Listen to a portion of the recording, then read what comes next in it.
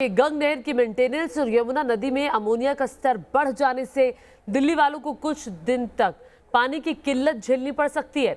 लिहाजा दिल्ली जल बोर्ड ने लोगों को पानी के उपयोग में किफायती से काम लेने की अपील की है।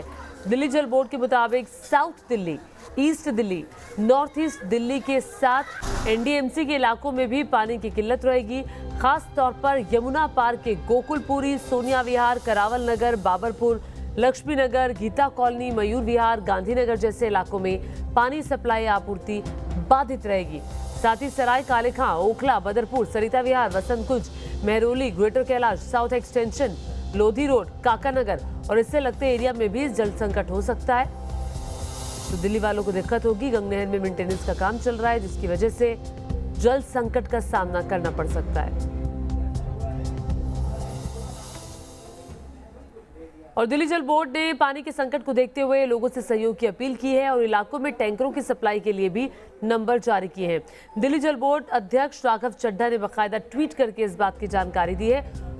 राघव चड्ढा ने कहा है कि हरियाणा से छोड़े जाने वाले यमुना के जल में अमोनिया का स्तर असामान्य रूप से बढ़ गया है, जिससे सोनिया विहार और भागीरथी जल शोधन संयंत्र में जल शुद्धिकरण का काम प्रभावित होगा। लिहाजा पूर्वी, उत्तर पूर्वी और दक्षिणी दिल्ली के कुछ हिस्सों में जल आपूर्ति प्रभावित होगी। सबको सलाह दी जाती है कि विवेकपूर्ण तरीके से पानी को स्टोर या उपयोग करें। पर्याप्त संख्या में पानी के टैंकर तैनात किए जा रहे हैं, तो व्यवस्था की जा रही है और लोगों को संयम बरतना होगा अगर पानी की किल्लत हो जाती है तो। और पानी का जो प्रयोग दिल्ली वासियों को करना होगा, काफी सोच समझ कर करना होगा, क्योंकि अभी साफ सफाई का काम चल रहा है। अमोनिया का स्तर जो बढ़ा है उसे दुरुस्त किया जा रहा है। पश्चिम बंगाल के राज्यपाल जगदीप धनखड़ ने राज्य में अलकायदा का जाल फैलने का आरोप लगाया है। राज्यपाल धनखड़ ने न्यूज नेशन से खास बातचीत में कहा कि पश्चिम बंगाल अवैध बम फैक्ट्री में बदल गया है। उन्होंने इस बारे में राज्य सरकार को भी जानकारी दी है। राज्य के सत्ता के गलियारों में उन लोगों का प्रवेश हो गया है रेड कारपेट के माध्यम से, जिनका कोई विधिक आधार नहीं है।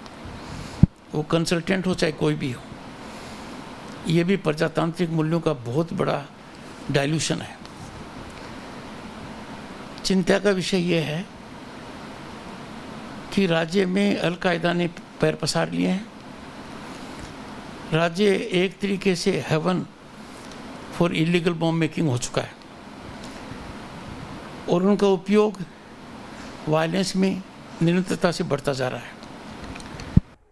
गिरता पारा और चढ़ता कोरोना, जी हाँ, कुछ ऐसा ही कहा जा रहा है राजधानी दिल्ली के बारे में, जहां पॉल्यूशन लेवल लगातार बढ़ता जा रहा है और पॉल्यूशन के साथ साथ कोरोना के केसेस में भी इजाफा हो रहा है। जानकार कोरोना के इस वेव को प्रदूषण और सर्दी के आगाज से जोड़ रहे हैं। दिल्ली की दमघोटू हवा में सांस लेना मुश्किल, गैस चैम्बर बनी दिल्ली में कोरोना की तीसरी लहर। पारा गिरेगा तो कोरोना बढ़ेगा। सर्दियों की सुगबुगाहट के साथ ही दिल्ली एनसीआर में प्रदूषण बढ़ने से जीना मुहाल है। दूषित हवा सांस पर भारी पड़ रही है, तो प्रदूषण के साथ कोरोना के तेजी से बढ़ते मामले दिल्ली की परेशानी बढ़ा रहे हैं। दिल्ली में एयर क्वालिटी इंडेक्स यानी AQI 420 के आसपास पहुंच चुका है। तो बीते 24 घंटे में राजधानी में कोरोना संक्रमण के 5,673 नए केस सामने आए हैं।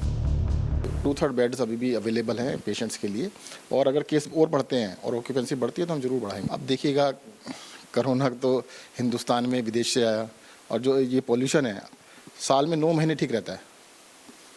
दिल्ली का अगर लोकल प्रदूषण होता सारा, तो जो 9 महीने था वो भी 12 महीने रहता। दिल्ली में बढ़ते प्रदूषण और सर्दी की वजह से कोरोना बढ़ने की आशंका जताई जा रही है। यूरोपियन सोसाइटी ऑफ कार्डियोलॉजी ने पॉल्यूशन वर्सेस कोरोना पर स्टडी की है, जिसमें भारत 5वें स्थान पर है। पहले स्थान पर चेक रिपब्लिक है, जहां पॉल्यूशन की वजह से 24% केस बढ़े और भारत में पॉल्यूशन के बाद 17% मामले बढ़ गए हैं। इसलिए डॉक्टर्स प्रदूषण और कोरोना को खतरनाक कॉकटेल बता रहे हैं। कोरोना की मार जो है लंग्स पे पड़ रही है, और एक साइंटिस्ट ने अमेरिका में आर्टिफिशियल लंग बना के भी ये सिद्ध किया है कि कोरोना जो है हमारे लंग्स को 6 घंटे में डिस्ट्रॉय कर देता है। दिल्ली में कोरोना के नए केस जुलाई में कम होने लगे थे। एक समय तो एक्टिव केसों की तादाद 10,000 से नीचे पहुंच चुकी थी, लेकिन अब फिर से दिनों दिन बेकाबू होते हालात से लोगों के माथे पर चिंता की लकीरें साफ दिख रही हैं। Team news nation.